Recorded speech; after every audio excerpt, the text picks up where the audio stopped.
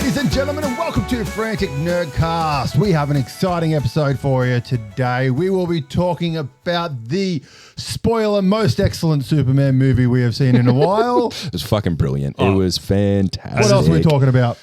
Superman. I'll be listening to you two talk about Squid Games. Squid Games season 3. Talk about Squid Games. That's all we have on the roster. So typically we ramble on some other shit in between. So you will get your frantic ramblings that we know you love. Well, I'll start us off with something a bit new and special. Cool. So last night I was in a what do they call it? A lucky dip raffle prize break, something like that. Anyway, I bought a ticket into a competition at Urban Empire Games. So basically, 10 people, 10 tickets. That's 10 sort of, prizes. so you get a prize. Yep. So it's just the prizes are randomized between each person, and so it was a Pokemon slab draw this time. So if you swap it to the Brock Cam, I can. That's Brock Cam. There we go. go. Brock Cam. So for you listening on podcasts, this is super fucking exciting. Oh, really exciting. So I got a slab. There it is. Oh, little Pikachu. G'day, buddy. So Pikachu What did you PSA. get? It's a Pikachu Generations holofoil 20th edition. Stamp graded. It's an 8. The guy reckons if I was to regrade it, could come back as a 9 because he said he sent others that were worse and that got a better grade. So you'll have to keep us on that journey when you break the slab and send it off. I'm not going to do that anytime soon. I have seen some people break slabs to go get them terrifying resent. Oh watching my them break 'em. god! I just no. If it comes to that, I'll give it to one of you two to do it. I can tell you now, I won't be fucking trying. Urban Empire Games, we've sort of chatted about before, but they're more of a collector store rather than a game store. Especially if you're into Pokemon or any sort of collectible cards, they've got a bunch there. So yeah, I like the idea of that. Like you guaranteed a slab, like it's a fairly good spread for what you're paying and whatnot. So definitely something that I might have a gander at in the future. So the big prize was there was a Pikachu worth about $500-ish. Yep. And it was a 10, rated 10. Yeah. Yeah, and then there were some others. There was a first edition Jungle Meowth. There were some Japanese Lugias and Entei and all sorts of things in there. So it was it was exciting to be part. He live streamed it all and showed you the whole process. So it's pretty cool to be part of. Speaking of card games, we have, after this episode airs, coming up on YouTube, we have some Gundam card game gameplay episodes. So last week, before we went and seen Superman, we went to Archaven Games at Charlestown, and we got ourselves some starter sets. I personally got all 4 starter sets. One of them is Assemble starter set. I got starter set number 1 and starter set number 2. I got the Assemble for starter set number 1. And I just got the deck 3 Xeon's Rush. Now, you've heard us talk about Gundam multiple times. It is a fantastic card game. We thoroughly love it. The starter decks are phenomenal, well worth it. Go get them. If you live in America, I'm sorry that you guys are getting overcharged through the arse. In Australia, it's not too bad for once, us. We're not getting the Australia tax? Oh, bro. Oh, no, we're still getting Australia tax. But I've been on the Gundam community page, blah, blah, blah, on Facebook, and some of the shops over there are charging Australian prices in US dollars for them. So like our starter set, Assemble starter sets were $80 Australian, which is about the equivalent of about $50-ish. Yeah, 40 US. 50, yeah. They're meant to, MRSP is meant to be $45 US, I think. And there are stores charging $80 to $90 US. Just because it's so hot over there. Welcome to our world. Yeah. And they're just the base starter sets, the normal ones, they're charging like $30 US for them. Yeah. And like people are like, I couldn't get any and stuff. I'm like, we just walked into the shop and there were shitloads of them. That's one thing, because I mentioned it several episodes ago. Online in Australia, you pretty much can't get the starters, and it was very hard to get the boosters when we were having a look. Mind you, we looked fairly late when we got our boosters that are going to get delivered in a couple of weeks. But even the starters, you couldn't get them online. Go check out your brick and mortars, because we went to Archaven the day it got released, and there were several decks of all of them available to get. I went into Good Games, and when I spoke to them, and this is after I had checked online and everything was already pre-ordered, sold out, so to speak, they said, "Oh yeah, we haven't had one yet, so if you pre-order, you'll be the first." So yeah. In fairness though, be wary of that as well, because some game stores do hike up card prices. Gundam, I haven't seen it happen yet, but I know for a fact, like Good Games, fuck me, do they hike up the price of Pokemon cards? Oh yeah, like it's absolutely ridiculous. That's everyone. It's kind of standard. It's all But I said the one good thing about Archaven, I think they've started to. They do it as well, but I think they're starting to realise not to do it as much because they were just sitting on stock for way too long. Yes. Then, so I mean, who wants to spend $14 on a fucking booster pack? That's ridiculous. Yeah. Absolutely fucking ridiculous. not I. Not Zach. Not I. out of the three of us, there's only one of them that would spend that. And let me just put the camera on them. Zach, it's on you. No. I've not bought a booster for that price yet at all. I spend hours scrolling different websites and things like that. Big W, Kmart, EB Games, everything, looking for boosters under $10. Hey, I did buy one today for $15, but that's because it was vintage and out of print. So I was like, I'll pay that. That's fair enough. I'm not after them not after them all the time, but I'll take that. Very good. Okay, well, let us get straight into the big piece, the big thing, the thing that we all love and want to hear about, and that is James Gunn's brand new DC Universe Superman film. Now, spoilers will be coming. We will do a quick non-spoiler kind of recappy kind of review sort of thing, and then if you jump to 44 minutes, if I don't insert that, I'm sorry. Seamless. Jump to that minute, and that'll be past the spoilers of it. Can I start off with my first opinion? You can start off with your first opinion. So, out of the three of us, I'm probably the biggest Superman hater. I think he's boring. I like everything I've ever seen of it. It's never really excited me. It's just been he walks up, he just fights, he loses, but without losing and just wins. There is no real jeopardy in it. This movie was fantastic because it had believable jeopardy in it the whole way through. There were points where you actually thought Superman could lose, which made it very exciting and very engaging to the point where, what was it, about 2 hour a bit movie?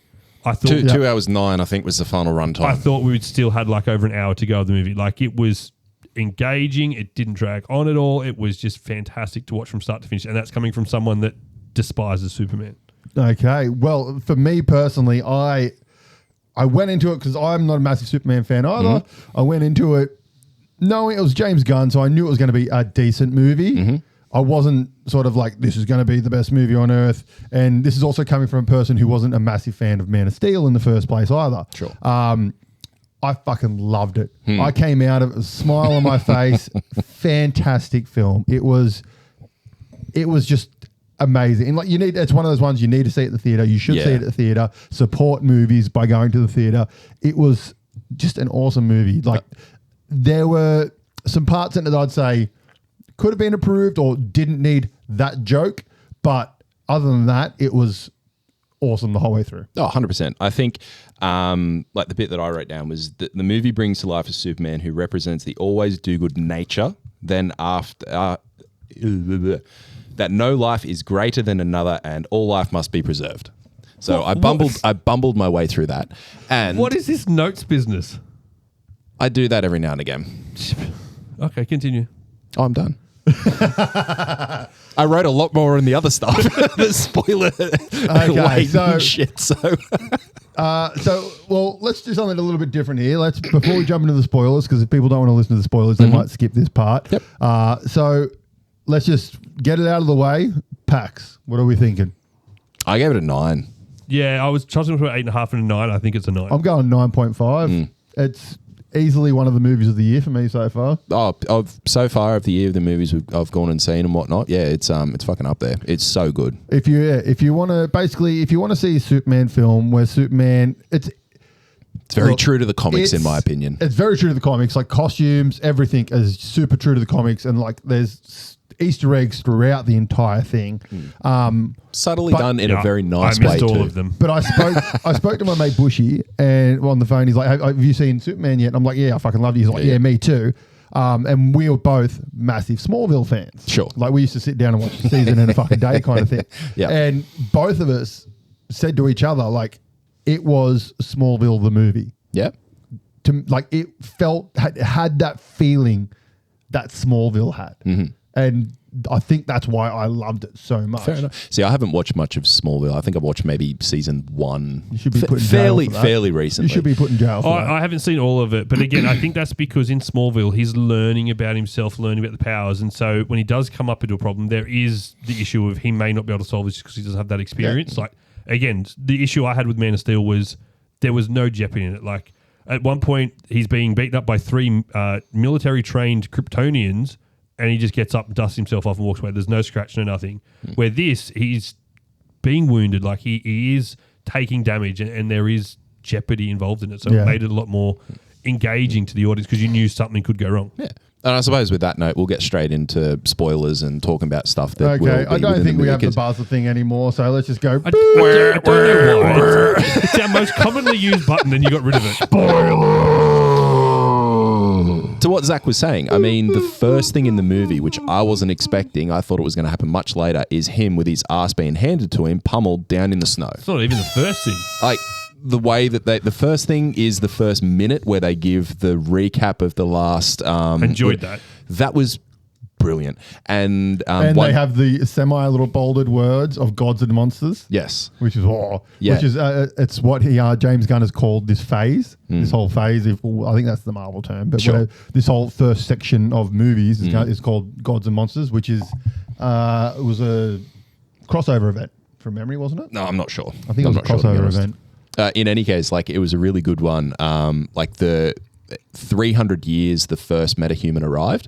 Like that is the first bit of text, or 3,000 maybe. No. The first metahuman was discovered or arrived on Earth. It was like 300 or 3,000 years. And it was like 300, I think it was. It was 300 years. Then 3 decades ago, Superman arrives. So one thing I've seen kicking around a little bit is like the undertone of that so long ago when the first metahuman straight up trying to potentially set up Vandal Savage, who was the guy who I was trying to think of the fucking night after we watched it. It was associated with Hawkgirl and Hawkman. Yeah. So Vandal Savage, he's the big bad and sort of like he's I lived assumed forever, that was going to be like Wonder Woman and Aquaman. It also is Wonder Woman, yeah.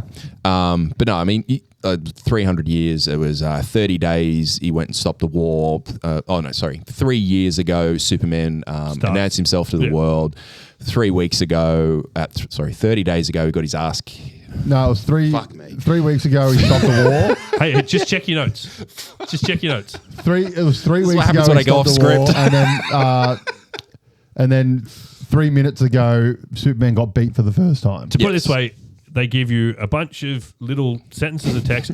Star Wars. Each one is something to do with a three decades, 3 months, 3 years, getting up to the current time. So it just gives you all the backstory you need in 30 seconds. And then he crashes in the snow, and it's what you've all seen on YouTube of him hitting and then Crypto coming and jumping on him and dragging him back to the fortress. which is quite fun. The way that Crypto comes into it. Fuck me, Crypto steals this movie, man. I loved the fact that I Crypto... don't like him because of this. Last week, he made it out that Crypto was going to die. So I was bracing myself several times. I said he had a John Wick moment. I never said he was going to die. But when you talk about a dog moment with John Wick, you talk about the dog dying. So Crypto would never die. Exactly. Oh, fuck. Now you've said it. Actually, no, he doesn't die in the comics, thank you. In whatever was before New 52, I think he died. Yeah, right. In any ways, I love the fact that it's not actually Superman's dog. It's Supergirl's dog. Supergirl. So so you find that out at the end? Technically, if we're going by comic books, he's the House of L's dog. Yeah, I get that. But in any case, great to see that little nod. And I mean, her cameo sets up Supergirl fucking brilliantly. I want to read that book before next year, before the comic comes out, because apparently, so far, just the jacket, the dog, her drunkenness is like spot on for the start of The Woman of Tomorrow. Yeah, well, that was one of the first shots released shortly after she got announced, is her sitting there with like, you can just see her eyes over the top of The Woman of Tomorrow comic. So sort of alluding to that. But I mean, the fact that she just comes through hammered, crashing into the fucking Fortress of Solitude, you're just like, fuck yeah. Like, that's incredible. And it sets up a really fun tone for whatever that comic is going to be. That's what I'm saying. Like, that's what in that comic, apparently, like, it's Supergirl getting drunk all the time and trying to forget Red Sun everything. planets. Because she basically sees herself as a failure. more or less redundant. Yeah. Like she came there to protect and bring up Superman or You Kal-El. can ask us questions at the end. No, I want to go on to what was my favourite part, which I haven't talked about yet. Go nuts. And that was Nicholas Hoult as Lex so Luthor. cool. Yep. Hence why he was paid a fuck ton more than everyone else. Yep, that was a rumor I had. Yep. Yeah, he was fantastic from start to finish. Every time he was on the screen, he was captivating. He was believable as an egotistical billionaire that wants to just fuck someone else's day up. In this case, Superman's. And yeah, again, you didn't need the massive backstory. We didn't get it. You just got tidbit here, tidbit there, and sort of at the end, just worked. At the end, when he reveals why he's doing it, just basically because I'm jealous. Like, you've hurt my ego. I've spent my whole life trying to get to this point and be adored by everyone, and you just landed and took it. See, took it all. I loved that monologue at the end of him saying why he was doing everything to Superman and stuff. And it's like I've heard a lot of reviewers and stuff bitch about that. And it's like, oh, all the villains. I'm like, but that's what Lex does in the comics. That's him. No, and that's what makes him different. He's not, again, he's not a supervillain in terms of he have a superpower or something like that. Like, he's just a twisted man. I love the way that it kind of sets up Lex seeing Superman arrive and just thinking it almost halts human advancement as well, because like Lex is at the forefront of technology and human advancement and humans being better and always getting better and whatnot, and he was leading that. And as you said, Superman arrives like, oh well, we don't need to do that now, we've got Superman who protects everything, which Lex sets off his envious rage and envious way to go and beat the shit out of Superman in any way that he can. I mean, it's fucking brilliant. I cannot wait to see him on screen more. Yes, it was phenomenal. I loved I just loved him, and he was great. These little poses that he'd do every now and then. I'm like, that's fucking Lex, baby. The Lex Trooper suits. Oh, so comic book accurate, so fucking nice. Like the green and the purple. Oh, it was fucking phenomenal. Are these man. the Raptor things? Yeah. Yeah. You know what I loved as well? The way that the Baravia, the Hammer of Baravia, how that gave you a little bit of a nod into what could potentially be Lex's suit as well. Because I imagine we're going to get his suit at some point in time, and it just sort of gave it the same sort of Hulkbustery thickness. Exactly. Yeah. Like, just give that a nice... Lex gets a big suit. Yeah, I know that. A nice green and purple coat of paint. I think that'll look very, very nice. But I knew that part. And also, I mean, on the note of Hammer of Baravia, he more or less came through as... I won't say he was there as Bizarro, but I mean...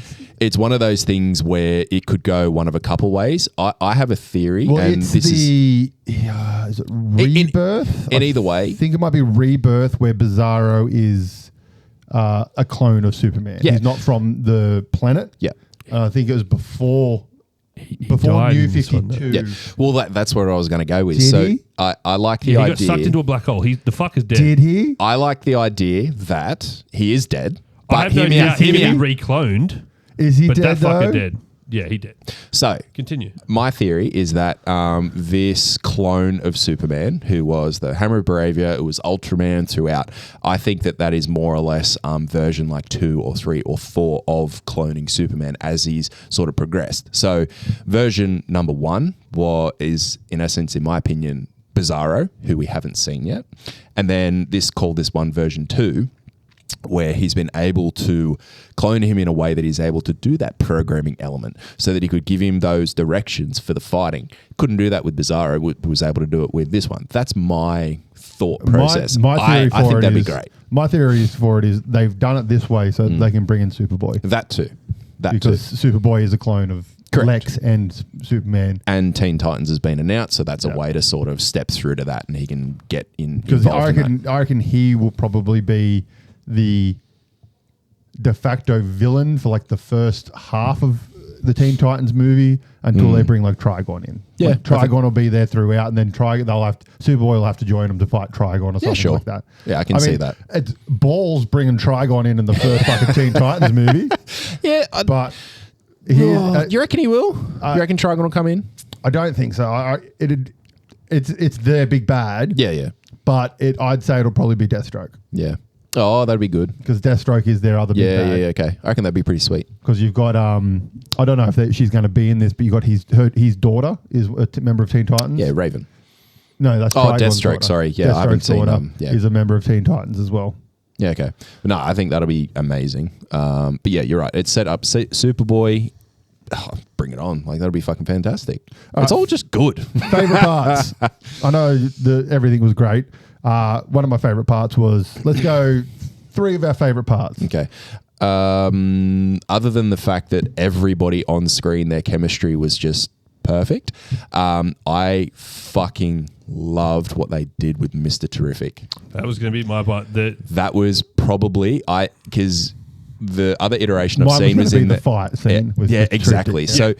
So the other iteration we get of Mr. Terrific is in the CW universe, goofy. and it's very goofy, very gimmicky sort of character, which is fine. It fit in with CW fine, but to watch that fight scene with him and his T-spheres and just generally going out and kicking some fucking ass was amazing. But then just I love his the scene when personality in general. the door goes up as well. He's like, beep, and him and Lois standing there, the door goes up. He's like, she's like, you got jets if you couldn't make this quicker. He's like, I'm getting to it. Yeah, haven't got to that yet. My next, well, that would have been one of mine, but my other one would have been every time Nathan Fillion was on screen. Yes. Especially at the end where he's fighting in the war and he's just flipping birds off to knock over tanks and stuff. That was just fantastic. You know what I loved about with his character? How much flack they gave Nathan Fillion with his haircut and his get up and whatnot at the start. It wasn't an issue because it's fucking comic accurate. And we've spoken about this. It just wasn't an issue in the show. Like, if someone that hasn't read the comics, it didn't bother me. But we've also spoken about the fact of like all your neckbeards ask for comic accurate. They get it and then they piss and moan anyways. But anywho, but I loved how Lois gave him shit for it when they're leaving when he's leaving the Hall of Justice. It's like, and it's true, like he played Guy Gardner so fucking well. I mean, gets that little bit of a the quip from Lois, and then he just comes back and goes, yeah, well, 381 women think it's fine. She's like, oh my God, it's brilliant. That same scene, funnily enough, is one of my favorite things they did in the movie, and that was describe the hypno glasses. Yes, that was awesome. Just such a simple 2-second thing to say, oh, he's got hypno glasses that makes you people see his face a little bit differently. Because that's one of the big things, and it is within the comics as well. And it's something that so many people come out and say, like around Superman and whatnot, whether they do or don't know the character, they're just kind of like, as if putting on glasses is going to like make you think he's a different person. That is such a common thread. I remember seeing someone did a study on this. Oh, yeah. And it is a true thing. Oh, 100% it is. That people look at you differently and like don't recognize different your face, blah, blah, blah, and stuff, yeah. I got around for about 4 weeks at work once I cut my beard off. Nobody knew who I was. That's a bit different to glasses, mate. That's changing half your face to a completely different thing. It's like plastic surgery without the commitment. That's fair. But next favorite part. Next favorite part. Oh God. On the note of the John Wick moment, I think Superman bursting into Lex's office like that.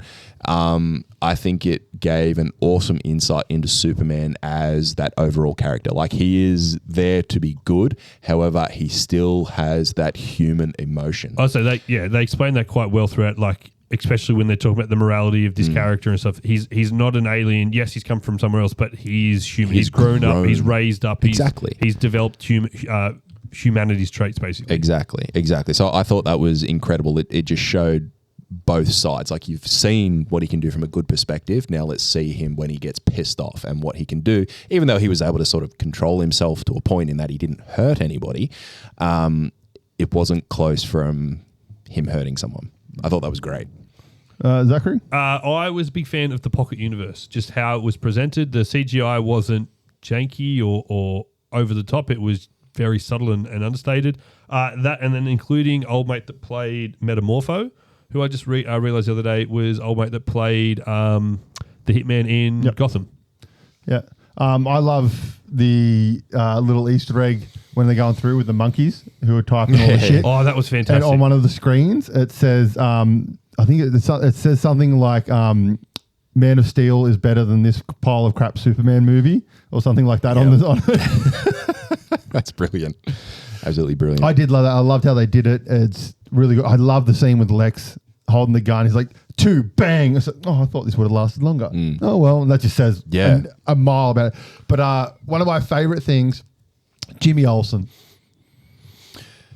He was so, and I just love the scene where he's sitting there, just nonchalant, not giving a fuck, and the 2 girls are like, oh, he's so cute, oh my God, hi. And he's just like, Yeah, whatever. And like all these women are just fucking in love with it, and the fact that old Lex's girlfriend, he's like, she's like, and when Lois goes, "You super hot stalker girlfriend" or whatever, he goes, "She's hot." It's like you fucking peanut.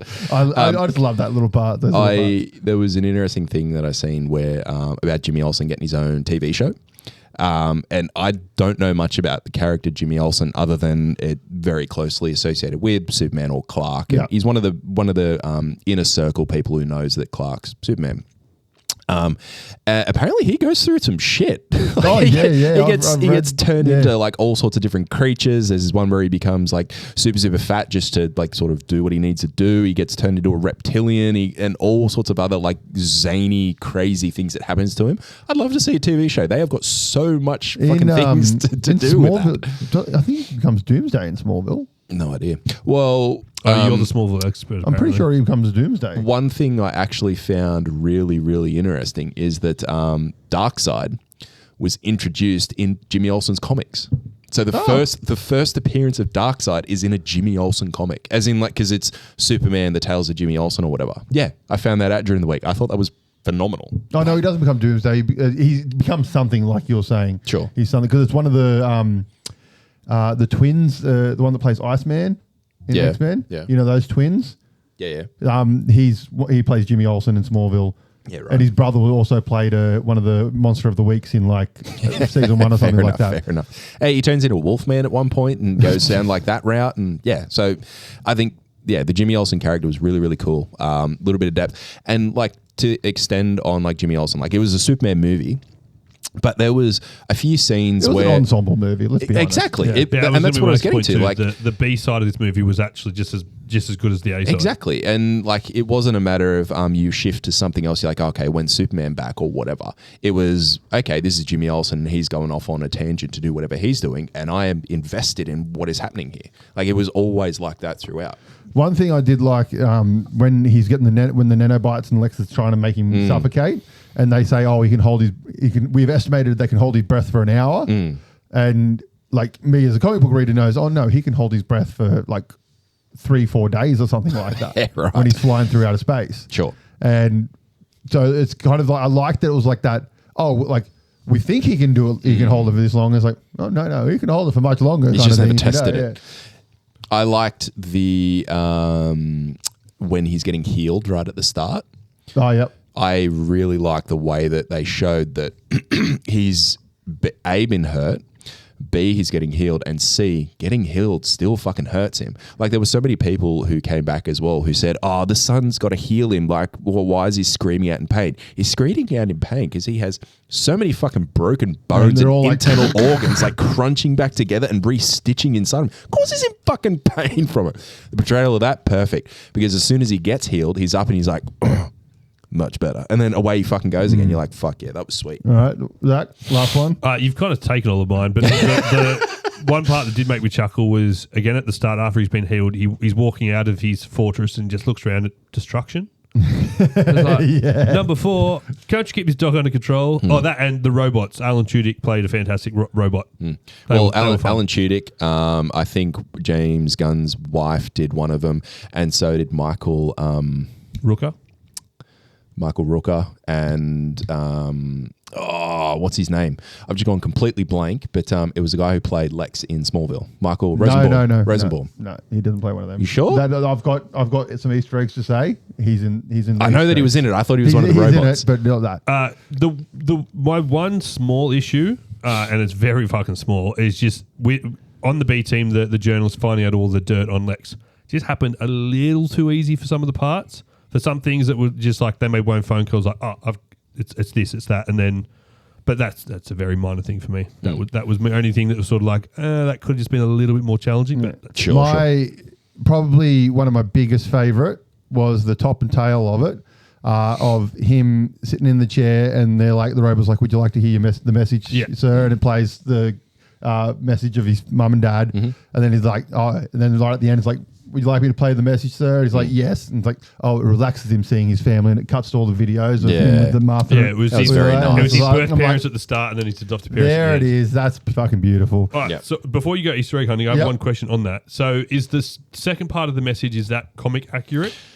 Depends which version you are going for, but yes, a couple of them it is, I think, and then other ones it's not. All right. Easter egg away, just sir. a couple of little ones. So David Cornsweet, who plays Superman, his grandfather is the creator of Choose Your Own Adventure books. Huh. There you go.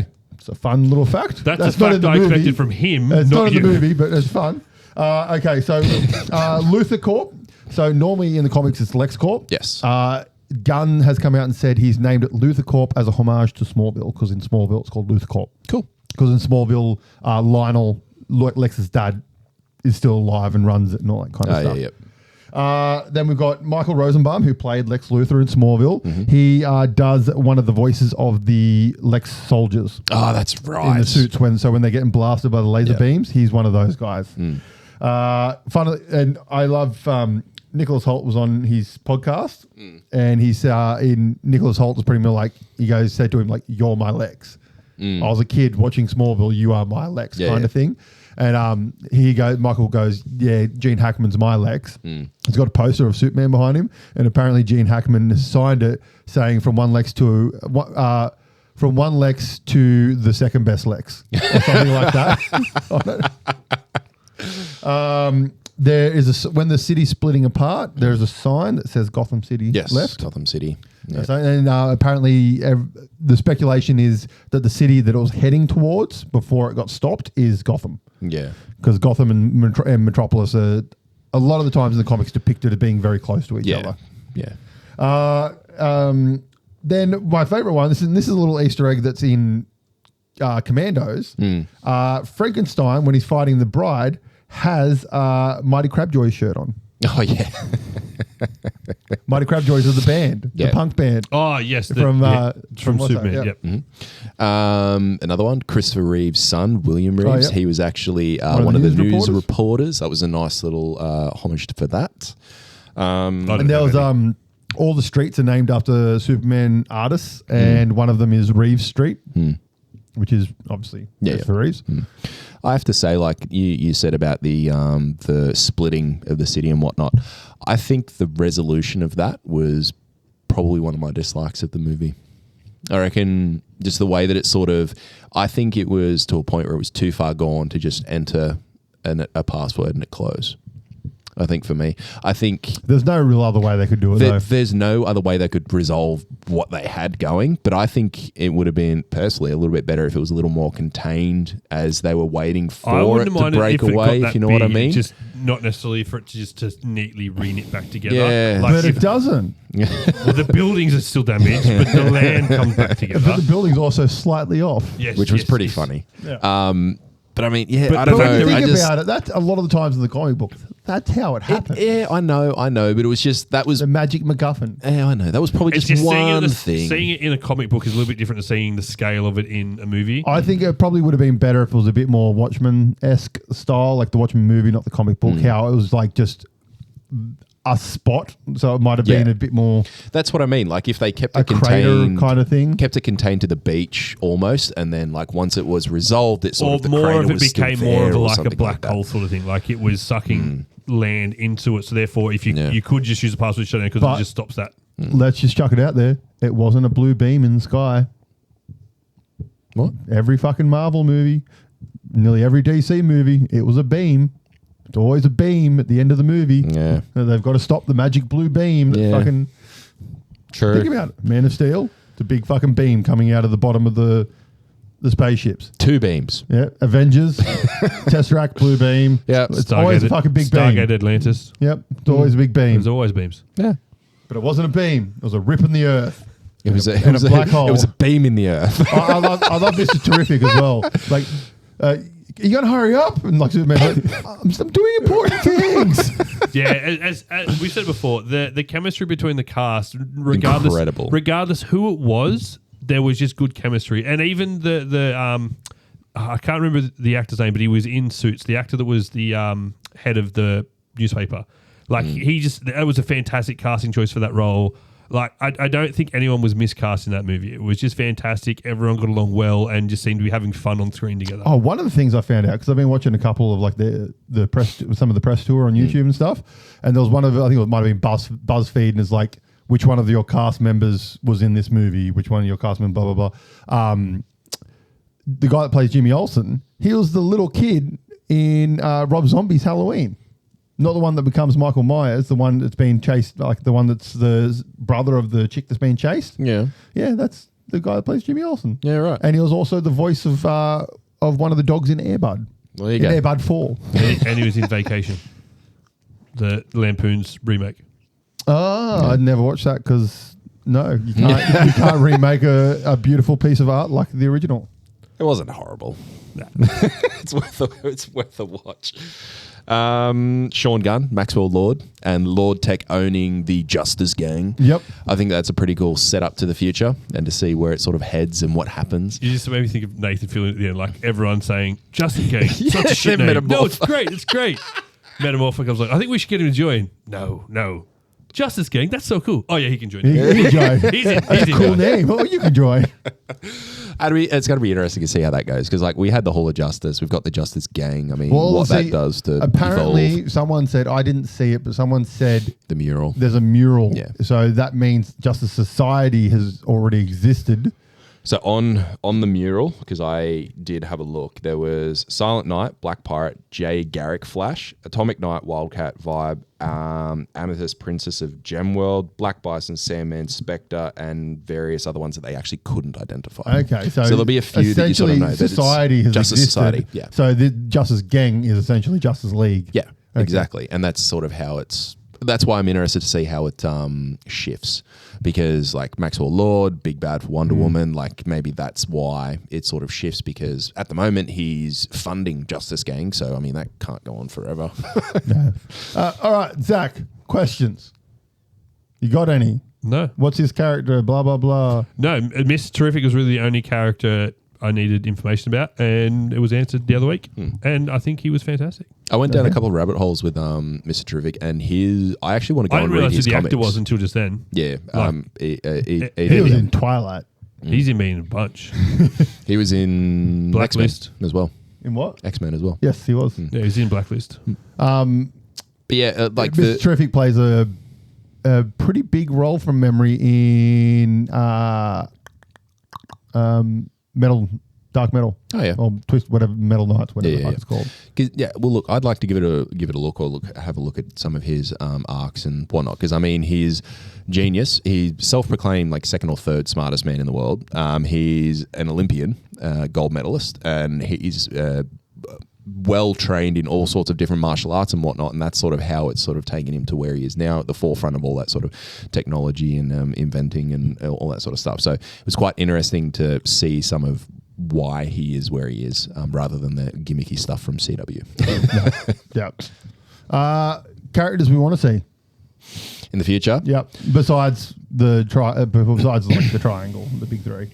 I would be very interested to see Martian Manhunter into here. I know that he's one of the 7, not the 3, but I would actually be very interested to see Martian Manhunter get a good run in modern day tellings because he's a very interesting character. Like he's never big on the forefront and whatnot. We've spoken about him before. He's kind of an important character that's never been important. So to speak, like there's never really been huge comic runs and things. You guys was mentioning in a previous episode. He was in Arrow, wasn't he? Yeah, he was in Arrow. He was He was in Supergirl. Supergirl. He was a main character in Supergirl. He was a main character, but not as the Martian Manhunter, as his alter ego. Yes, correct. I want to flip it onto the villains. I'd like to see some of the villains come into the forefront into this DC universe. Who? Well, for me, the Joker could, but outside of that, just anything. Because I think from what I've seen of like Darkseid and things like that in the past, like just I think they have a lot of engaging villains I'd like to see brought to the screen. See, because I don't know what about them. I want to see. I know for a fact I'm getting my villain, which is Clayface, because ever since I saw Clayface in the animated series, I was like, that is my favorite villain. He's fucking so good. That iteration of Clayface, because there's like 3 or 4 different versions of him. I want to see Raven, like a true Raven, not this fucking Titans TV show Raven. Yeah, that'd be pretty sick. That horrible fucking wig. I want to see Raven. I want to see her fucking demon out. So good. I think that'd be awesome. Give Joe Magnanello another go at Deathstroke. Yeah? Yeah, I liked him. He looked the part. All that we got was looking the part, unfortunately. Yeah, we didn't really get to see much else, but fuck, he looked the part. I want to see Nightwing. Oh, yep. It all depends what stage, like what era we are in with Batman. That kind of depicts what Robins we get. From a Batman perspective, I just want to see all of that. But I get what you're saying. Even not necessarily Nightwing, but like a Jason Todd or something like that. Like, I know we saw that in the Titans live action, but I'd like to see it more in the real adult world. It's one of those things of they're just going to have to do it like they did with this Superman, and they just step in of Batman's been around for this long. This is his family. Yes, so am I. I think more movies need to do that, to be honest. But yeah, because I think they should jump in where it's at now. So we've got Damian Wayne as Robin. That way it automatically introduces Ra's al Ghul, Talia Ghul, introduces all that stuff, and then you've got Nightwing, then you've got Jason Todd, like you've got all the whole Bat family, Cassandra Cain, Huntress, which one of my rumors, and I might as well say it now, was supposedly Pom Clementif, the Paris chick from Mission Impossible, the blonde one. She was Mantis in Marvel as well. Yeah, she is supposedly. She's supposedly up for the role of Huntress. She's supposedly up for Huntress, but she was also in Superman. She played another.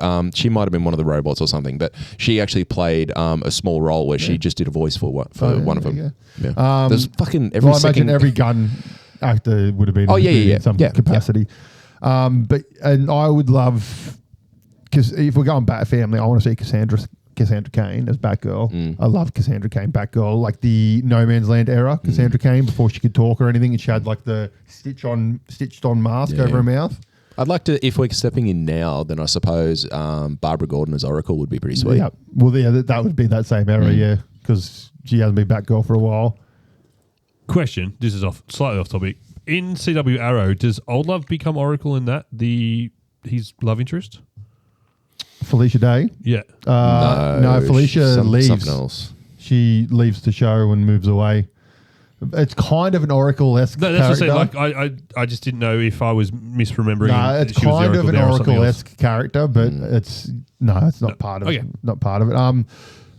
I mean, Harley Quinn. I'm always up for Harley Quinn. Naturally. And I'd love Margot Robbie to come back. If they have to recast it, they can recast it. Give me Samara Weaving as Harley Quinn. Well, if the remake Suicide Squad is canon, then she's already in it. She is, yeah. But I mean, if they have to recast, if she doesn't want to do it anymore, or Gunn wants to recast it, Samara Weaving, I'm happy with Samara Weaving. Yeah, that'd be sick.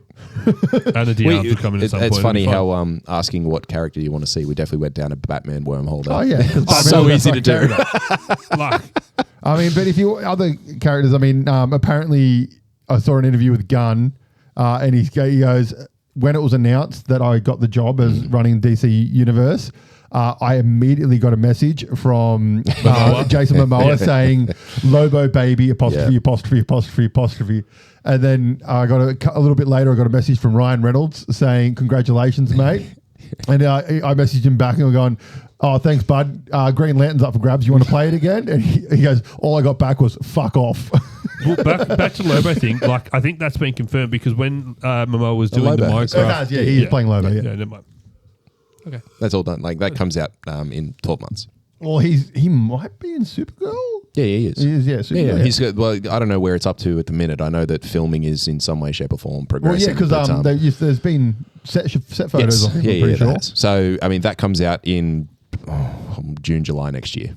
12 months from now. Fuck yeah.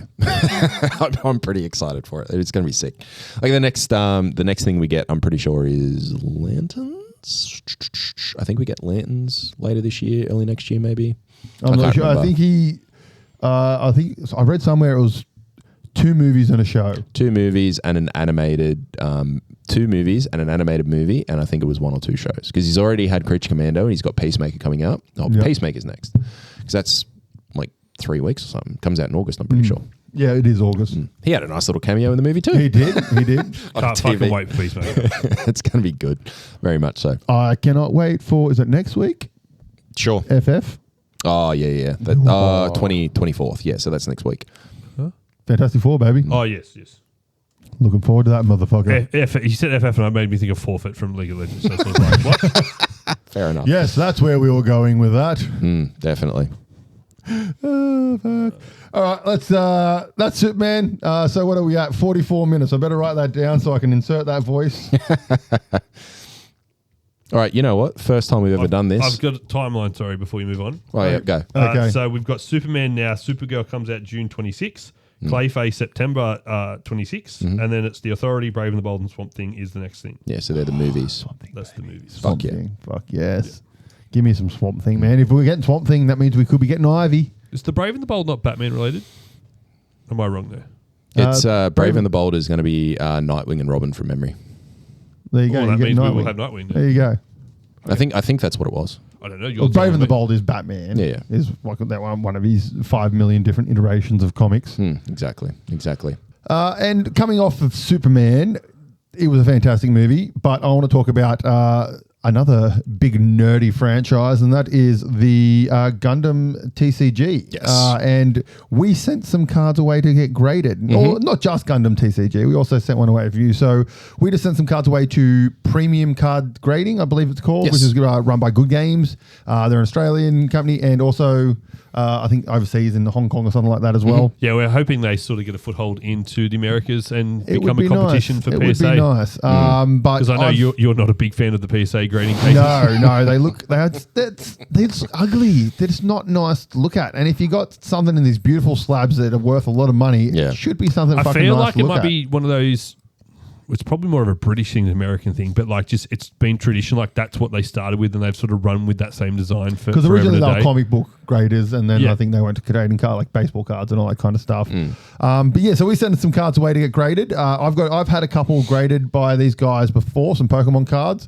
You two haven't got any cards No. graded full No. stop. Besides your one that you No, won this I morning. purchased one, but I've never graded my own, so this is my first. So I personally sent away my Gundam RX 78-2 LR Plus beta card, which is like the alt art, beautiful alt art card.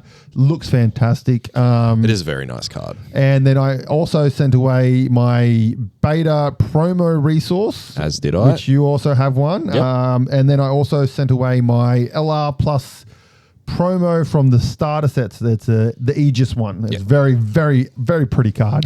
Not worth much money, but I mainly sent it away because it's a very pretty card. And it's from my favorite Gundam show. There you go. Well, that's what I did. So I sent away Back to Caliber for two reasons. One, it's a very pretty card. Two, it was my first real big pull that I've got from Pokemon that's not related to my Surging Spark set. So, yeah, send it away. I said it's not going to be worth oodles of money. It's only going to be something 100 if it was a PSA 10, 120 I think it is. So I think it'll probably be about $80 to $90 if it comes back a 10 from this company. So, but yeah, it should be interesting to start building some slab collections. Beautiful. And you also sent away Wycross. Yeah, I did indeed. One of the Not Wycross, Washworts. one of the two. No, Yes, Washworts. Was it? Okay, Yeah, one of the Washworts two. from, what was the show called? Angel something. Yeah. It's like a signed signature card. Yeah, exactly. So I managed to get one of the signed signature cards. Japanese one. No, it is actually English. It's it is? English, but it's English, but it actually has some of the Japanese writing on it Okay. with the gold leaf signature on the top. Raw value is about $80 for the card, and then I had a look around. PSA can fetch anywhere up to $300 for a 10 US. So I figured, hey, let's get it. I know it's not PSA that we're doing, as we've said, but still, I figured let's get it graded, and hopefully I get a nice little mint card there as well. So we should be getting them. I think from memory, last time I did it was about 3 weeks ish Cool. for them to sort of grade it and then get Which them is sent back. much faster than PSA. So they About 3 months with them, isn't it? you Well, can probably longer, I think, for Australia, from what I've heard. Once they've graded them, their results actually come up on the website of like your order list. It actually shows you the results. We're not going to look at them. Okay. Because I want to do it on the show. We're going to do a little mini unboxing on the show. Very good. And we'll sort of have a game of guessing what we got like what sort of grade we got and all that kind of stuff. And Tens across the board. Oh, it would be nice.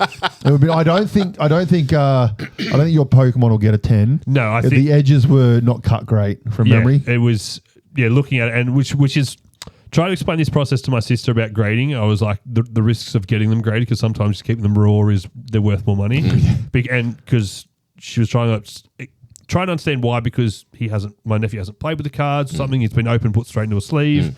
But it's just, a lot of the issues with it come from the manufacturing. Which if they're not centered, if the corners aren't cut properly, blah, blah, blah. And I think mine, it was more like, I think some of the edges were not quite great on it. So if it comes back an 8, I'll be thrilled. And some of the things like that you're talking about, like where it gets cut wrong or printed wrong or whatever, like that can swing the other way. Because I mean, I know a pack that I opened a few weeks ago, just one of the energy cards, it is cut horribly. Like it pretty much doesn't have a border.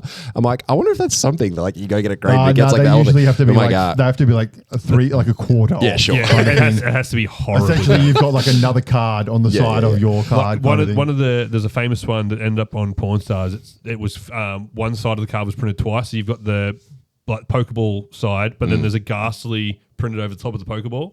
So like it's errors like that, like they have to be horrendously bad. Sure. So we'll get them, and hopefully we'll share it, and it'll be fun for us, and we'll have some nice pre-graded cards. And then another one I wanted to talk about, and because we've kind of, since getting Zach on this show, we have, for better or worse, indoctrinated him into the world of card games. For better, for the fact that he's now exposed to it. For worse, for his wallet. Yes. Sorry to his wife. And one of his favorite things is League of Legends, and as we've talked about a couple of times, the riftbound League of Legends TCG is coming out. Yes, it is. I wonder how this, like, I'd be interested to see, you mentioned earlier that you had watching some links to videos of this being played, so I'd be interested to see how this plays. Yes, I mentioned earlier. Before the podcast. Yes. Yeah, you fucked yourself there. If it's, because obviously League is very champion based, whether it's going to be like a regular, like a Magic sort of thing where you have like a Planeswalker and that character's got. So it's more like Commander. So you've got a character in play, and then that character is also in your deck. Yeah, kind of how UFS does it. Yep. So Universes does it, where you got your character, but then you can have copies of that same card in your deck. It looks like a good game. It looks like it'll be a good, fun game. My only concern is I don't know how much traction it will get past the first set. It could be one of those games that fizzles out pretty quick. Because, I mean, the TCG game market is a very saturated market. And unless you're one of the big 3, is it 4 now? Big 3, like your game. What would be the big 3? Magic, Pokemon, Magic, and Yu-Gi-Oh! Yeah. It's very hard to get your foot in the door. From what I've seen, One Piece has done a fairly good job. It's getting a lot better now for other games to come in, because you kind of had in the 90s, early noughties, you had the big CCG boom where there was cards left, right, and center. Everything had a fucking card game for it, and then that all died off. And pretty much the only guy who survived was Magic. And then Pokemon came onto the scene and took over the world. Yep. Very easy to see why. But gameplay Pokemon took over the world, not collector Pokemon. And then Yu-Gi-Oh! Came in and smashed it. The worst fucking game on earth. But Pokemon has now changed its dynamic from being a game that people play to it's just purely a collector thing now. Very much so. And there's a helicopter flying over, so if you can hear that, we apologize. But yeah, Riftbound, it seems like a very interesting game. It's apparently designed with more like Commander style play, so 4-player thing in mind. It comes out at the end of this year, and we'll be buying the shit out of it. And I am shotgunning the Jinx deck because it's the Harley Quinn of League of Legends, so I'll be all over that shit. I'm not fussed on what I end up with. So you guys can pick your pick, and I'll just get the leftovers. if their deck gameplay is related to their character traits, I'll probably go for something like a jungler one, which is like if there's a Vi deck, I'll be fucking all up there. I love Vi as a character.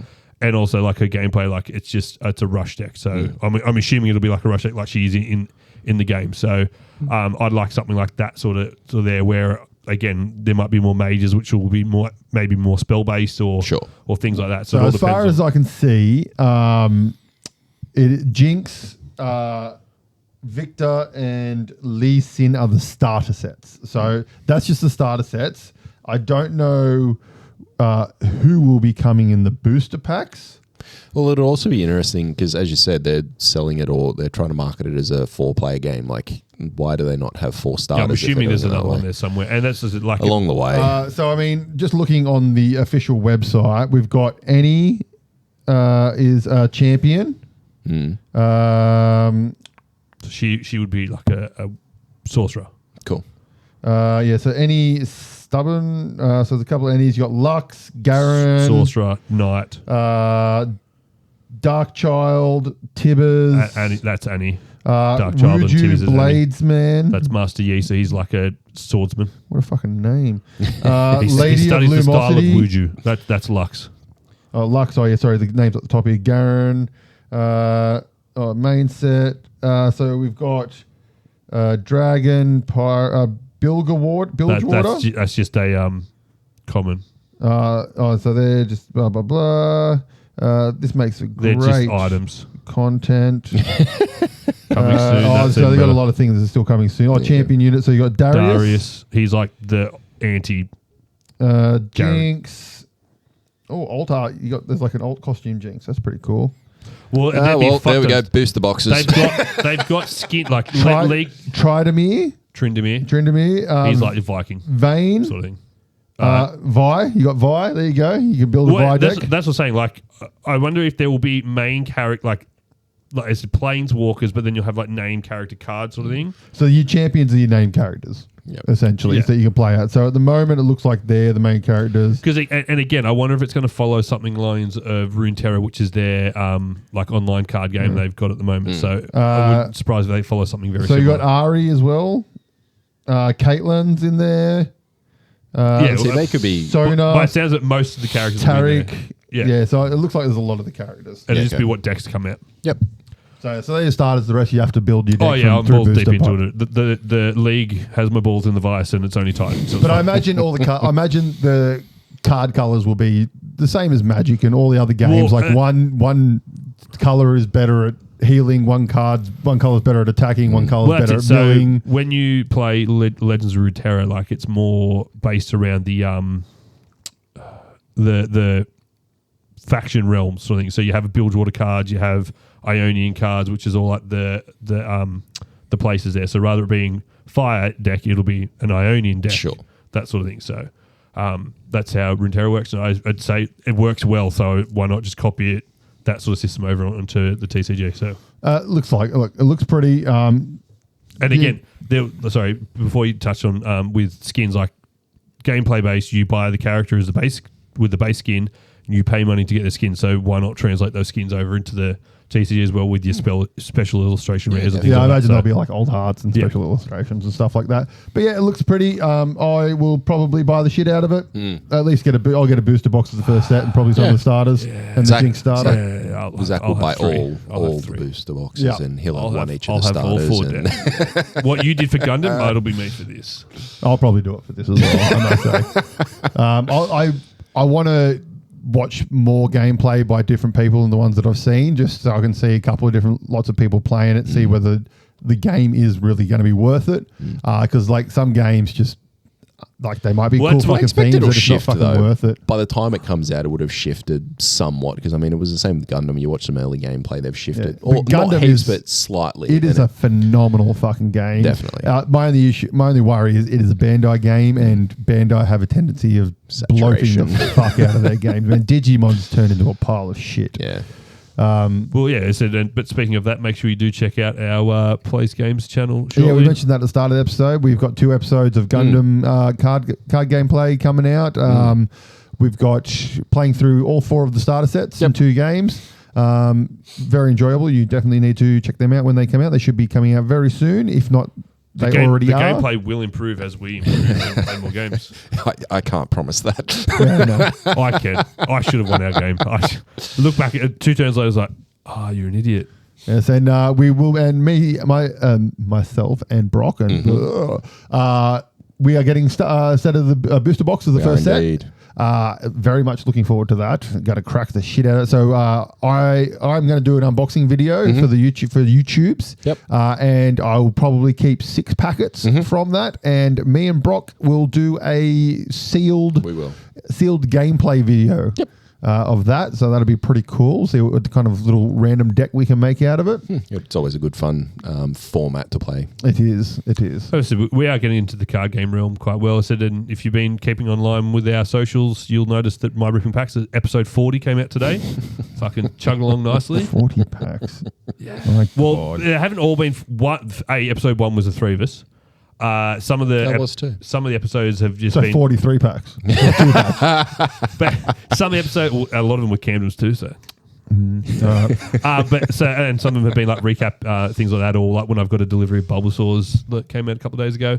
But yeah, hopefully when we start getting a few more subscribers on the podcast, I'll be doing some giveaways on the channel as well to some lucky viewers and commenters and things like that. So. What number do we need to get to for this to happen? 75. 75. Okay. I think 75, and we'll do some small giveaways like that. When we get to 100, I think we'll do a big channel one with a few bigger games and things like that to give away in that. So.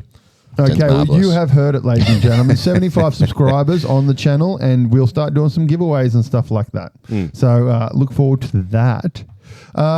Squid Games Season 3. All right.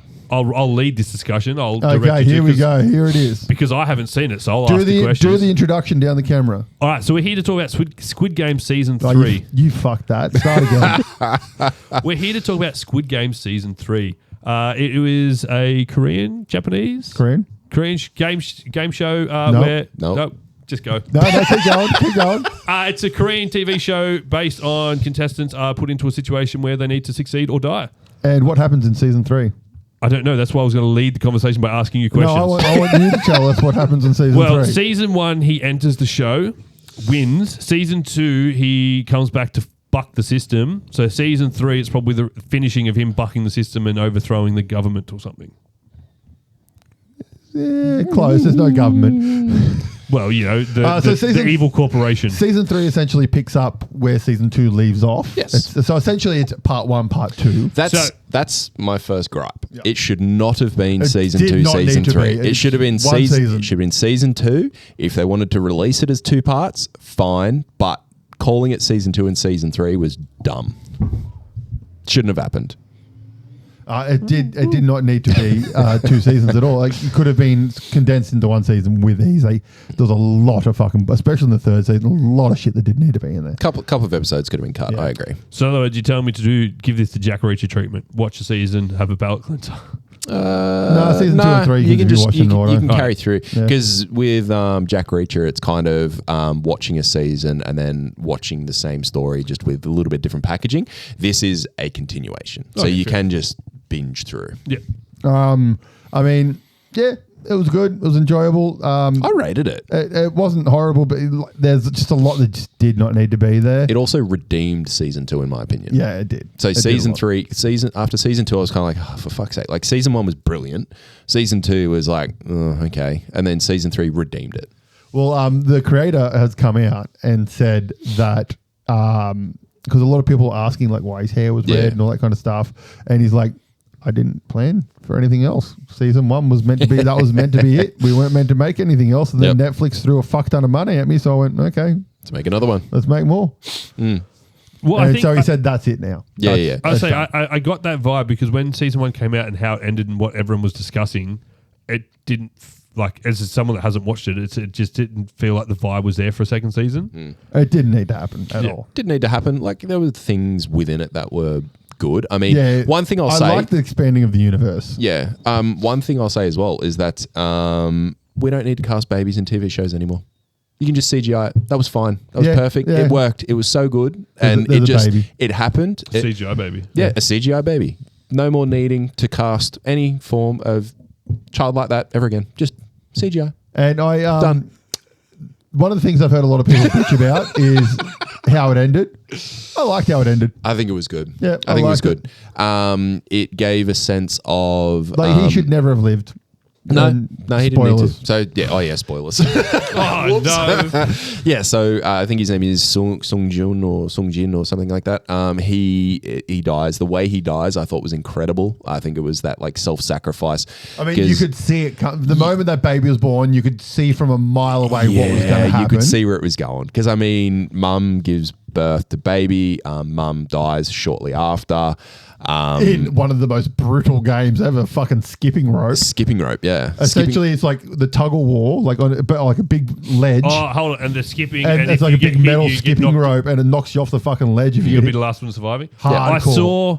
No, you've just got to get across. Anybody who gets across goes to the next one. So if everyone gets across, everyone goes through to the next round. I saw this being remade with Toy Story characters. Buzz gets sucked over, and you see Woody's jump. Woody's like, oh, I've won. And it's like, why is it still going? And you see like Jesse just clinging onto the side, and he just comes over and steps on her fingers and then walks off. Yeah, so I mean, you see that happen. You see him get through to the next stage to like carry the baby through, because the baby becomes player 222, I think it is. Yep. When takes the mum dies. role. Yeah, because in this one they have you actually get to see the backers.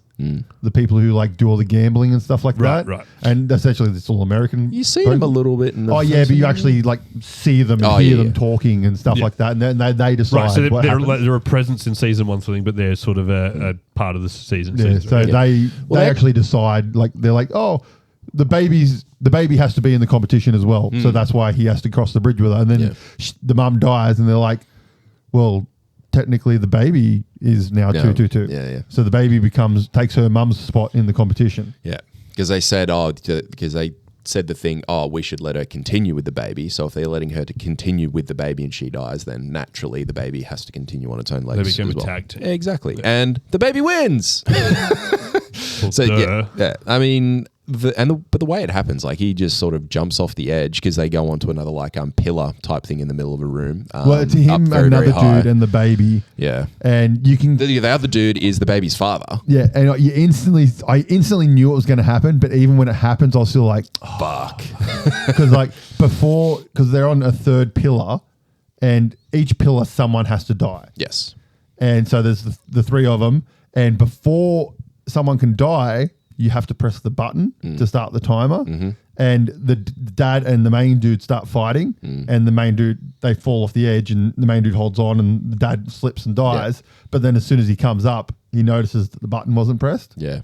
So he's got to press the button, then either him or the baby has to die. Yeah. And that's kind of how it ends. Yeah. It was really, really well done. And you get a cameo from Kate Blanchett. You do. She's the American version of the person who does the paper game thing and slaps the person across the face. Yeah. The recruiter. That's the one. I haven't seen season one. He's in season one. I haven't seen season one. Oh, you haven't watched any of it? No. Oh, fucking hell. I thought you'd seen it. Never mind. No. I mean, season one was that well publicized on everything that like I feel like I've seen it. Yeah, fair enough. All the kids play the games at school. Have you watched Mr. I love that the kids are like, Bronx is obsessed with it. My son is 8. Yeah. He's obsessed with it. Never seen the show in his life, but loves it. And I'm like, and he's like, can I watch Squid Games? I'm like, no. No, you cannot. No, Scott. But he's watched like Mr. Beast Squid Games, and he's watched it's just, and he watched like the actual Squid Games live action, because they did like a real version of it on Netflix, and he's watched that one. Yeah, well, Taskmaster effectively is Squid Games, just less violent, so to speak. A little different, so to speak. Just a little different. So to speak. There was an actor within the show who portrayed the trans person within it. So that actor apparently they kicked ass in that fucking game. Just so stabbing people left, right, and centre. Oh, so good. And the way that they died at the end was like, in my opinion, was done so very well. Because basically the pregnant lady, she gives birth, and then during one of the games, while people are trying to kill them. Yep. Glad it wasn't during the skipping game, because that would have been really awful. And the baby could have skipped on the umbilical cord. So baby's born, and then they're like more or less trying to protect the mother and the baby, and then the father comes along and stabs them in the back to kill them, but doesn't realize who it is, and then they fall down, and then sees his like baby mama there with the baby, and he's kind of like, oh, I done fucked up. Oh, so he killed baby mama. He killed not baby mama. He killed the woman protecting the baby and the baby's mum, and so killed her. And then looks down and goes, "Oh, I done fucked up." But then he just turns around and fucks off. You're like, "Oh shit!" And then you get the mother and son couple, and the mum ends up killing him because he just turns into a little prick and wants to kill people. Yep. Yeah, tries to kill the baby as well. It was good. I enjoyed it. But yeah, that actor, apparently filmed one of the scenes, which was quite big, like with her with their death. And there's another show, Queen of Tears, I think it is. Filmed their death scene in that as well. Oh wow! In the same day. Oh wow! So from one set to the next, and both of them were incredible performances. Just all in a day's work. Makes sense. She was in the zone. So. Absolutely. Like I thought that was interesting. Why not? Yeah. So is that all you've got? Sorry, that's sounds like you're wrapping up. Sorry. Squid Games. I'm happy with that. I enjoyed it all up. Pax. I'm going to encompass the entirety of Squid Game for this because it is done. So I would probably say the entirety of Squid Games is probably a 7 for me. Yeah, that's where I'm sitting as well. Yeah, I felt a 7 was coming from you. I think season 1 was really good. I'd probably give that like an 8 or so. Same. And then season 2, you're just like, oh, for fuck's sake. So you're giving that like a 5 or a 6. And then down to 5, yeah. So and average of 7 for me. Exactly. But I'm on the same there. Well, I'll quickly throw out 2 TV shows that I've been watching. One, I just mentioned the latest Taskmaster season. Great season. It's by far the best ensemble. Like all 5 characters or actors, people, comedians were fantastic. Fucking what's the American Jason Mantzoukas in it was brilliant. So this is the UK one, yeah? Yeah. It's the UK one, but so... All he does is break shit. So he did an interview, like a talk show interview post done, and he basically said, I got my agent to contact them to tell them I was coming. Like, no ifs, ands, buts, I was coming on the show. And about 2 days later, I'm on a Zoom call with Alex Horn. He's saying, so this is the premise of the show. Like, you do he's this. Like, I know. No, wait. I'm just stop you there. I know. I've seen it. I've told you. This was an email, just so you know that I was coming on the next season. And there's a point, so you watch them like, I don't know if they just love him or hate him because he just plays the same character.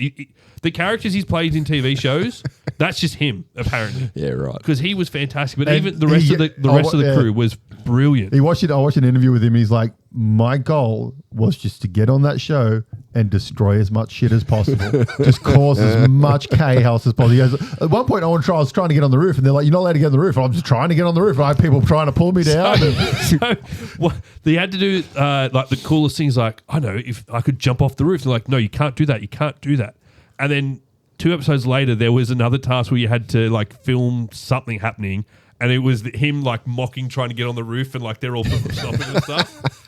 But there was one of the tasks where basically you had to get from point A to point B without dropping something or being seen. And so Alex is standing on his spot looking out of these windows you had to sneak past, and he's like, well, fuck that, I'm going to walk around the back. And at one point he's standing right behind him, and then all of a sudden his brain just explodes and starts throwing these things in front of him. It's like, I don't know why I changed my plan, because my plan was working, and then I just stopped. You have to carry pillows, and if the pillows touch the ground, you disqualified, or if you get seen, so you starts throwing the pillows in front of Alex. And he starts throwing the pillows at him while his eyes are open, so he sees where he is, and the pillows are hitting the ground. But yeah, if you haven't seen a season of Taskmaster, this is the season to go and 19. watch. Yeah, okay. It was brilliant. And the other one is new anime I started called Mashley or Mashal. It's the School of Magic and Muscles. Effectively, it's the world where everyone's got magic, and you know you've got magical powers because you have a mark on your face. Mm-hmm. Harry Potter. The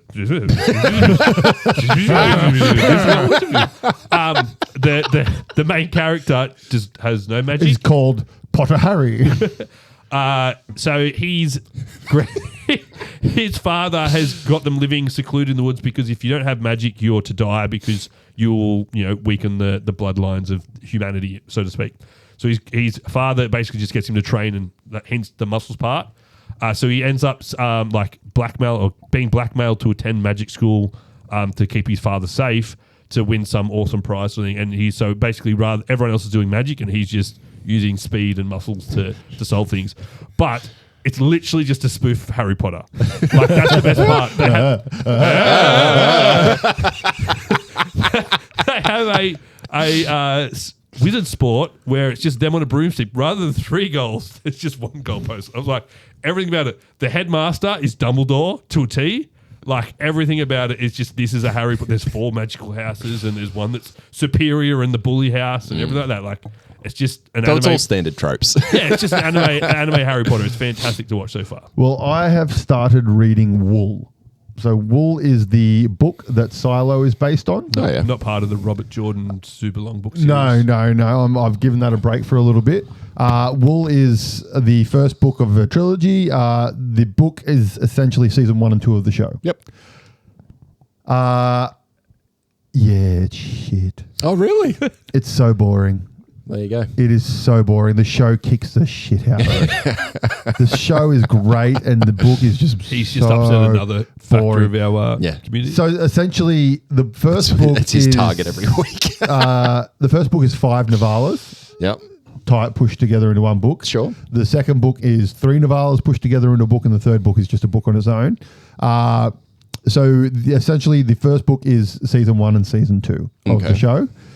Season 3 is going to be book 2, and season 4 is going to be book 3. Okay. I'm very interested to see how they're going to do season 3 of the show, because the second book, majority of the book is pre-apocalypse.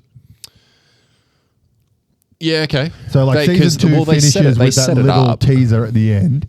So I think that fucking threw me. They're probably going to go 50-50, I'd say. That fucking threw me. I thought it went to a different show. The way that, because it just happens. I'm like, it's either really good directing or really bad directing. Well, it's because without giving too much away, because I know it happens in all the books. Yeah. Without giving too much away, essentially, a lot of the characters that are in the before apocalypse thing are in Silo 1. Sure, makes sense. And there's cryogenic things. Yeah, Silo 1 is the silo that controls the other 49 silos. Yeah, that's kind of what I was suspecting. I didn't think it was Silo 1, but I figured there was a hub. The vault all connects. The vault connects to the Silo 1 kind of thing. And that voice that Lucas hears when he goes down into the water in the last episode, that's one of the people in Silo 1 kind of thing. Sure. And I won't say any more because it does give a lot of the story away.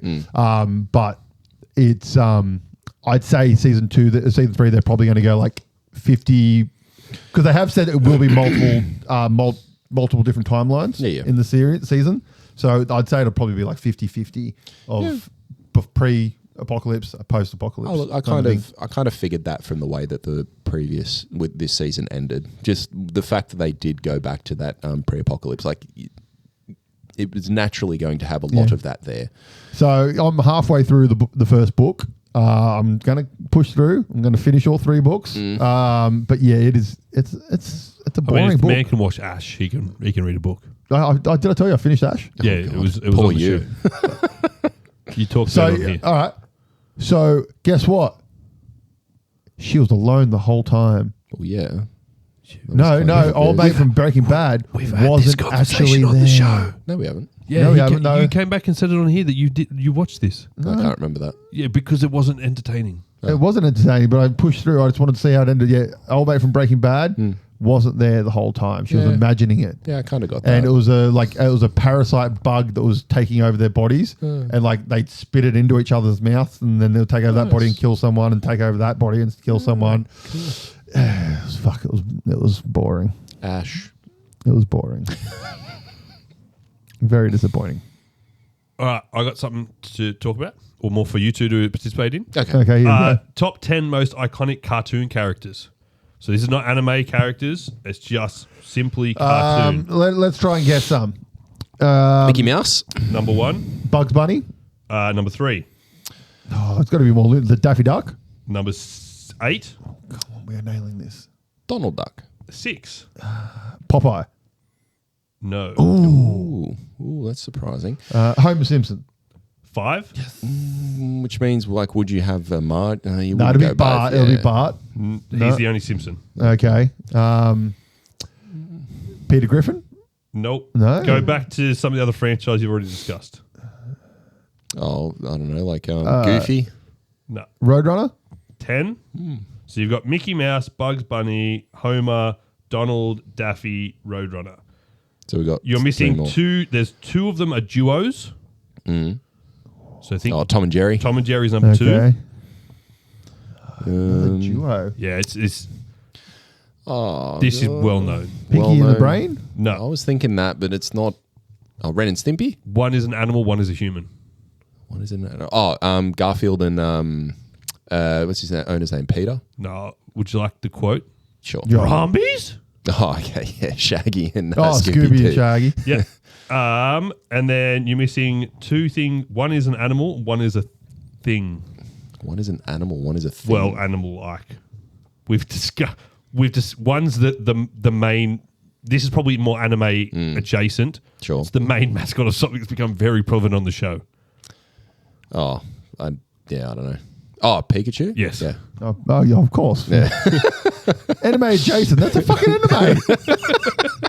How is that not an anime? The last one, it's Nickelodeon, primetime, our childhood, still to this day. Tommy from Rugrats. Nickelodeon. Cat Dog? That was me trying to hum the theme. For those who missed that, please do that again. Let's focus on you. Here we go. Go again.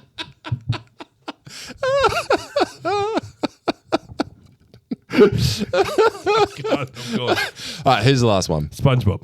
Oh, yeah, okay. Oh, of course. Sure. Yeah, so That's probably the first list that I can't really argue with. that list that's pretty with Mickey Mouse, Tom and Jerry, Bugs Bunny, SpongeBob, Homer Simpson, Donald Duck, Scooby and Shaggy, Daffy Duck, Pikachu, Roadrunner. Sure. There you go. I have another. I mean, Roadrunner should be Roadrunner and the Coyote. Yeah. Yeah. Wally. I mean, yeah. I have another list, but I'll save that. I mean, Rocky Yep. and Bullwinkle, they should be on there. Far more American than Australia, though. They're fucking iconic. As Well, that fuck, was though. from yeah. an American podcast. Yeah. I got that list from. That's Oh, okay. Rocky Well, and that's fair Bullwinkle enough. definitely should be on there. Ren and Stimpy should be on there. There's lots that should. I think a few of those though I have don't- carried through to today, whereas That's the- Ren I- and Stimpy and that whatnot, like that sort of stayed without. That's the thing. I don't know what generation was asked to vote in that sort of thing, but yeah. So a lot of them, as I said, they're like Bugs Bunny. It's Bugs Bunny. If you can ever get a transcended chance, generations. there is. I don't know if it was footage or it was just a VO recording of the original. I can't remember his name. The original guy that did the voice for Bugs Bunny. He did the voice for Daffy Duck as well, and it is the definition of pure talent. He's Bugs Bunny pretending to be Daffy Duck, and Daffy Bugs Duck Bunny. pretending to be Bugs Bunny, and you can tell that it's Bugs Bunny pretending to do. All in a single recording because they didn't do like I'm just going to do this part. They just would do the whole thing, and it was just him having a conversation with himself of a character pretending to be another character while that other character is pretending to be the other first character. that. And it is one of the most amazing things you can listen to. YouTube. I see people do things like Probably, that. I can't remember. I see people do things like that and go and then realize I have no talent. Actually, it might have been. There's a documentary. It might have been in this documentary called "I Know That Voice." I think it was what the doco was called, and it's all about VO stars like Tara Strong's in there, and old mate that does the dog from Adventure Time, and Blender from Futurama. Sure. Bender. Bender, sorry. And the one thing I found out from that doco as well, I never knew this, but Tom Hanks's brother Does all the Woody voices. does all the Woody voice. So Tom Hanks only does Woody for the movies. Anything else that you hear Woody's voice in is his brother. He talked about that on the Graham Norton show, I think, and he's like, "Yeah, no, I only do the movies. Like, if Disney will ring me up or Pixar, whoever the fuck it is, ring me up and go, we need you. This is like, call my brother. Come on, you need a toy voice. Yeah, call my brother. Because his brother's in it, and his brother can do an imitation of Tom Hanks. Yeah, like, wow. like he perfectly can do Tom Hanks's voice. That's gold. I mean, which would be easier for a brother, obviously, but it's like perfect Tom Hanks voice. It's crazy. But really good documentary. If you get a chance to watch it, it might be on YouTube. I don't know. But I'm yeah. assuming there'll be clips of it somewhere on YouTube.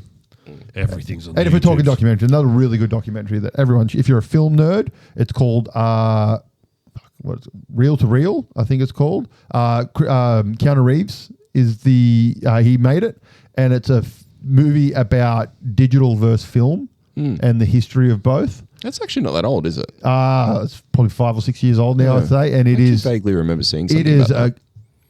Amazing film. Like, it's so good, and it's like all famous directors like Danny Boyle, fucking David Lynch, Nolan, all those guys talking about why they shoot on film, why they shoot digital.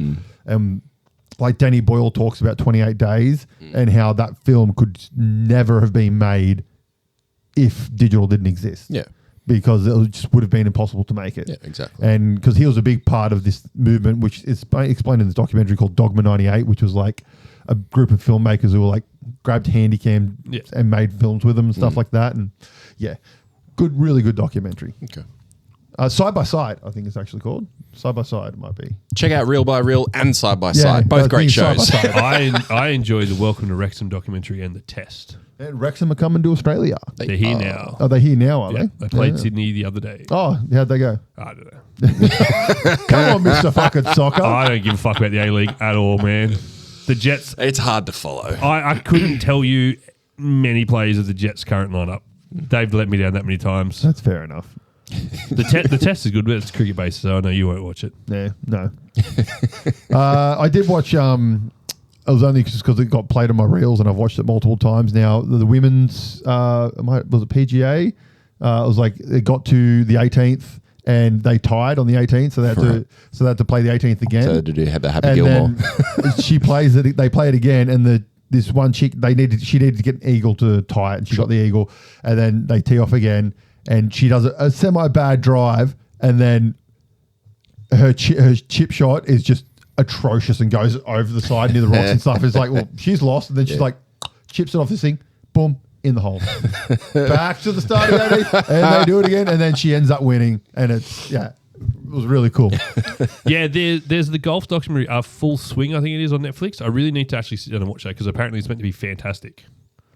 Documentary or on Netflix? Sorry, Netflix. there's Swing that's just come out on. This documentary. Apple. It's like the like a Welcome to Wrexham style documentary. Okay. So. There's a Simple Plan have a doco that came out on Prime as well that I watched. That's great. It was a really good documentary. Was it complex or simple?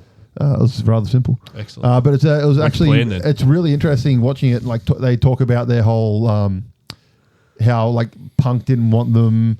And like they get booed off stage at Warped Tour. They were a band that sort of just fell into a grey area, weren't they? And then they had the opportunity to tour with Avril when Avril first came out and got really big. And they were like, okay, we have a major choice right now. Do we tour with Avril Lavigne, or do we try and keep going this punk route and try and live up to the fucking gatekeepers' expectations of what punk is and stuff? And they went, fuck it, Avril. Tour with Avril, and they became one of the biggest bands in the world. There you go. Yeah. I have breaking news. Oh my God, what? Liverpool have just signed Hugo Ekitike from Eintracht Frankfurt from Germany. It's big news, new striker for Liverpool. I'm happy. Happy man. It's been a great transfer season for Liverpool. Cool. Woo, soccer. Oh man, it's big news. It's Big news, okay. big news for everyone but you two. All right, and on that note, we're going to leave you and love you. So make sure you head to YouTube, do the subscribe thing. It really helps you out. If we get to 75 subscribers, we will start doing some giveaways and stuff like that. 75 for some minor ones, and then get us to 100, and we'll do a bigger one. Yep. Yeah. So share the YouTube channel. Make sure everyone subscribes to the channel. It really helps us out. Apple, Spotify, all that kind of stuff for the podcast. TikTok, Instagram, we have a lot of stuff. Zach's doing his pack openings and whatnot on there. I'm throwing a video up here and there of collecting the big old Pokedex of fucking 1,025 cards. And I guess we can also say it's been confirmed that we will be allowed to film at Collecticon, so we'll have sort of a so we'll be doing some stuff at vlog. Collecticon in August. So watch out for that. Watch out for the Gundam games coming up onto YouTube and the pack openings when they get released. Other than that, we'll see you next time, guys. Thanks, Stay guys. frantic. Hey, guys. Thanks for listening to Frantic Nerdcast. You can find all our latest news and information on Facebook or at franticnerdcast.com. You can find us on Instagram at Frantic Nerdcast. Find AJ at Weird Art by AJ. Find Zach at Frantic Kaz and myself at Frantic Brock. Please make sure to head over to our YouTube channel and subscribe for more YouTube-only content like Sequelize It and Plays Games.